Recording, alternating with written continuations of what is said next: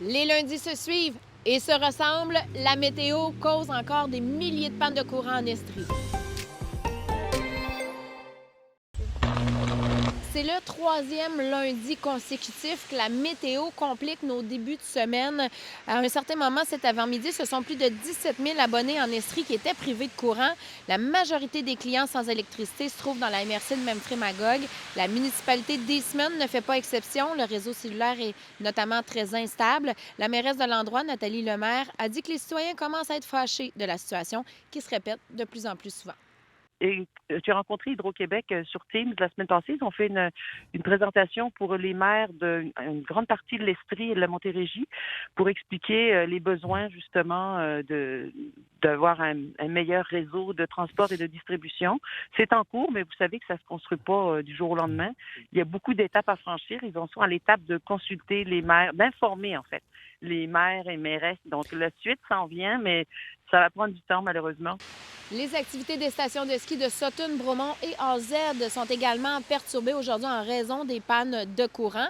Et comme vous le savez, la grève du Front commun se poursuit jusqu'à jeudi. Et là encore, la météo joue des mauvais tours parce qu'on a dû annuler des activités de piquetage pour aujourd'hui pour le syndicat de l'enseignement de l'Estrie et la CSN. Leurs activités prévues à compter de demain sont toutefois maintenues, dont des manifestations mercredi et jeudi. Maintenant, les 80 000 syndiqués de la FIC, la Fédération interprofessionnelle de la santé du Québec, retournent sur les piquets de grève à compter d'aujourd'hui pour 4 jours. Il s'agit de la troisième séquence de débrayage cet automne. Les membres dénoncent la lenteur des négociations avec le gouvernement après avoir déposé, selon eux, une contre-offre vendredi dernier pour laquelle ils n'ont reçu aucune réponse.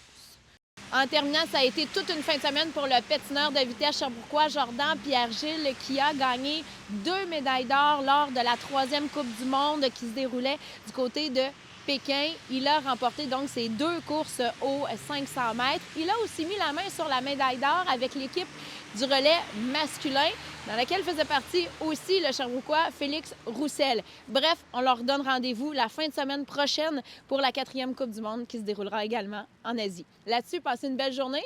Faites attention, appelle-temps à votre petit dos, puis on se retrouve demain. Bye bye.